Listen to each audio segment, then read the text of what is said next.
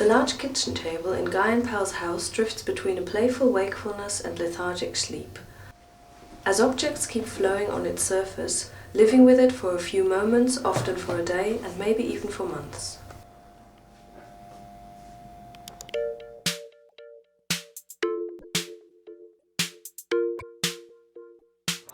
The design team in the research department at the Royal College of Art in London developed the History Tablecloth as part of the ongoing Equator project. The team's work revolves around people's homes, and it hopes to challenge the traditional design view that electronic domestic products should be purely utilitarian. A working prototype of the table was deployed in Guy's home, one of the original probe volunteers. Oh yeah? All right. This is the table we normally use. Let's do it here then. Yeah. So you swap that table. I assumed you'd swap this table for that table, yeah?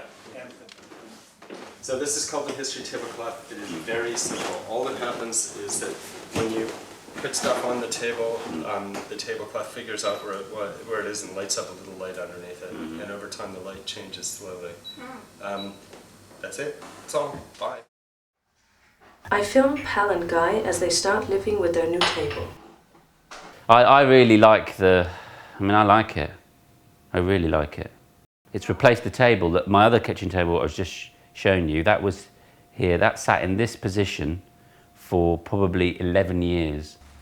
Pal, who was not involved in the initial probe's research project, looks at this from a different perspective as opposed to that of Guy's.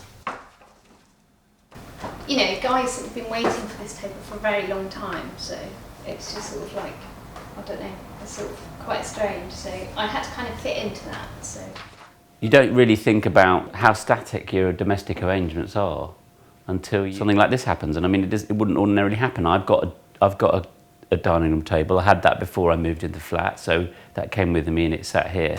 And I never ever thought, oh, that table hasn't moved for X amount of time. That hadn't occurred to me. How can the intrusion of a new object trigger rich insights into the routine nature of domestic life and the use of technology within the home?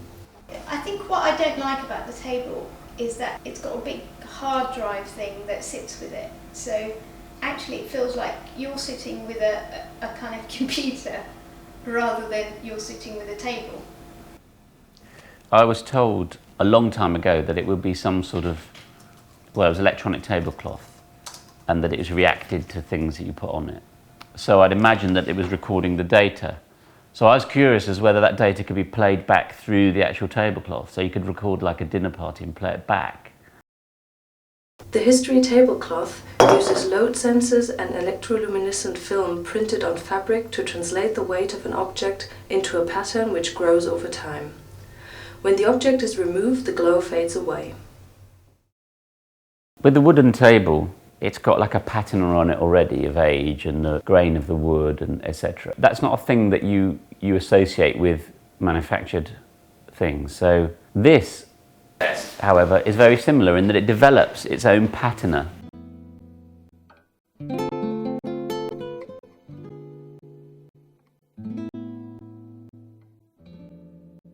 How can technology explore implausible values and give space for experimentation within the monotony of daily domestic life?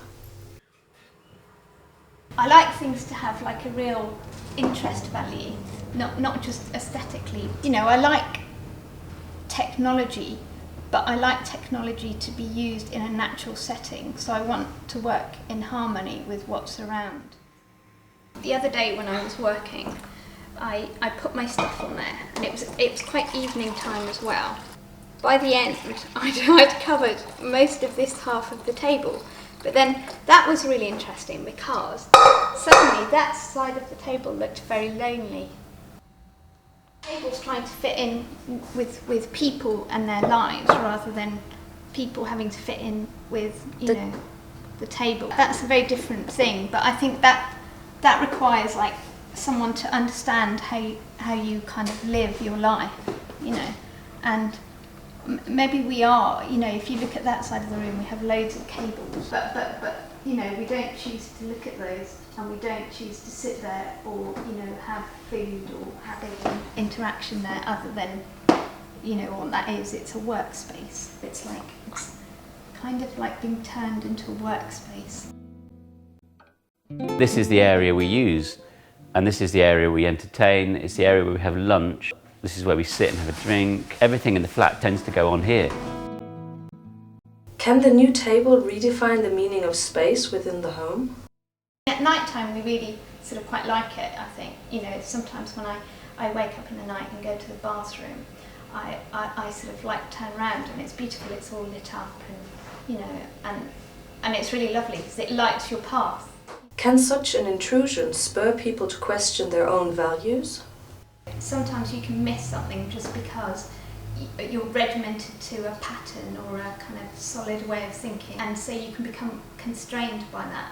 Whereas if you're kind of freed up from that, if I could free myself up from all the things that kind of paralyse me into kind of like not appreciating the table, then maybe I would see something else in it.